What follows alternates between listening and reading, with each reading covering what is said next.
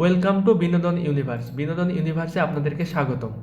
Robotics ভালোবাসার কাছে পাত্তা পেল না লাল সালাম, বিস্তারিত জানিয়ে দিব। ভারতীয় সুপারস্টার রজনীকান্ত লাল সালাম নিয়ে হাজির হলেও প্রথম দিনে তেমনভাবে বক্স অফিস কাঁপাতে পারেনি ছবিটি। দক্ষিণী এ সুপারস্টারকে দেখার জন্য কোটি কোটি ভক্ত মুখিয়ে থাকেন, কিন্তু এবার দেখা গেল ভিন্ন এক চিত্র।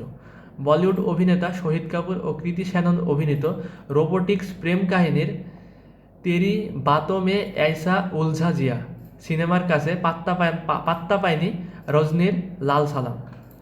ভারতীয় গণমাধ্যম এনডিটিভির প্রতিবেদনে বলা হয়েছে, 9 ফেব্রুয়ারি মুক্তি পাওয়া লাল সালাম প্রথম দিনের বক্স অফিসে সংগ্রহ করেছে 3.5 কোটি রুপির কিছু বেশি। একই সময়ে তেরি বাতোं में ऐसा उलझा हुआ সংগ্রহ করেছে 16 কোটিরও বেশি রুপি। লাল সালাম মূলত একটা স্পোর্টস ড্রামা। গ্রামীণ পরিবেশে ক্রিকেট, ধর্ম এবং আবেগ নিয়ে তৈরি করেছে সিনেমাটি।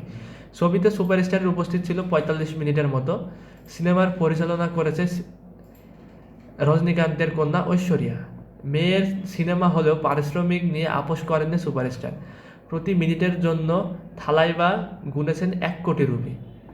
রজনীকান্তের পাশাপাশি লাল সালামে অভিনয় করেছেন বিষ্ণু বিশাল, বিক্রান্ত সেনথিল, বিবেক প্রসন্ন।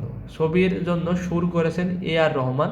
প্রথম দিকে তেমন আয় করতে না পারলেও আশা করা হচ্ছে সামনের দিনগুলোতে বক্স অফিসে ধারণাতীত ব্যবসা করবে লাল সালাম। আর শহীদ কৃতির তেরে বাতোं में ऐसा उलझा जिया ছবির কাহিনী মূলত রোবোটিক্স কাহিনীকে ঘিরে, যেখানে একজন রোবোটিক্স নারীর সঙ্গে একজন মানুষের প্রেমের কাহিনী তুলে ধরা হয়েছে। বক্স অফিস আয়ের পাশাপাশি সমালোচক ও দর্শকদের কাছে ছবিটি ব্যাপক প্রশংসা পাচ্ছে সিনেমাটি। তো আজকের ভিডিওটি এই পর্যন্তই। পরবর্তী ভিডিও না আসা পর্যন্ত বিনোদন ইউনিভার্সের সঙ্গেই থাকুন। ভালো থাকুন, সুস্থ থাকুন, টেক কেয়ার, আল্লাহ হাফেজ।